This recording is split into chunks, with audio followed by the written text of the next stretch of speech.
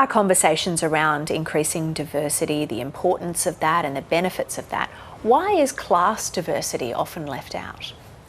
Yeah, look, I think about 50 years ago we talked a lot more about class, and I think now people like to think we're past all that. You know, people like to think we live in an egalitarian society, decisions are made based on merit. And so when we see the overrepresentation of people from privileged backgrounds in different social domains, we're inclined to sort of think, well, it must be because of merit, they must have worked hard. And there's reluctance to challenge the kind of systemic factors that might have created those kinds of unequal outcomes. And so what this has meant is that while we've made a lot of progress when it comes to things like gender diversity, class diversity is actually going backwards in a lot of ways. When you talk about class privilege, is it just wealth we're talking about? Wealth is certainly a very important part of it, but it's not just wealth. It's also what we call influence in the book. And there are several aspects to that.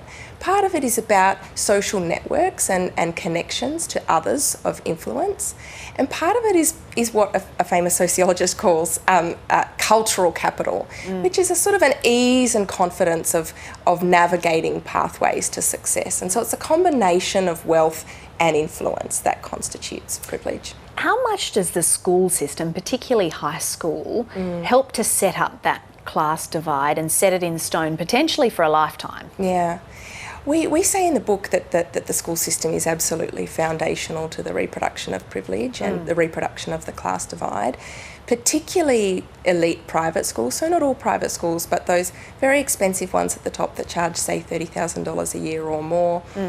That really focus very heavily on cultivating in their students these social connections to others with influence and to that sense of ease and confidence in navigating pathways to success that I talked about. And we were told a lot during the research for the book that it was really these things that open doors and opportunities for children who have attended elite private schools that are more difficult for others to access. And in what other ways does the class divide present itself in our society? You talk about the sporting world a lot in your book. Yeah, I think sport is a really interesting one because sport traditionally has been a career pathway that has enabled people from underprivileged backgrounds to build careers and success. And increasingly we're seeing the domination of sport by people from privileged backgrounds. So, for example, research in the United Kingdom has suggested that even though only 7% of people attend private schools, people from private schools comprise about 40% of England's international cricket and rugby union teams, and we see similar patterns in Australia. And I think one of the most interesting sports in Australia is AFL, because AFL has traditionally been a sport in Australia that's sort of bridged class divides.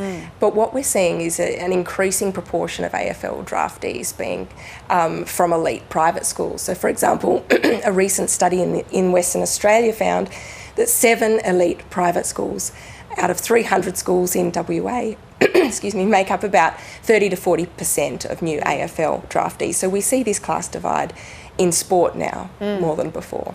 What impact does this class divide have on our social cohesion and our values as a society? Yeah, I mean, I think there's this tendency to think that privilege is something that only really concerns those at the top. And the wealth and resources that they have. But what we argue in the book is that it concerns everyone and it can have social harms. So one of those we talk about is civic harm. So if people feel as though our public institutions aren't administering the rules in a way that is fair and equitable, then they lose faith in our public institutions and in the rules.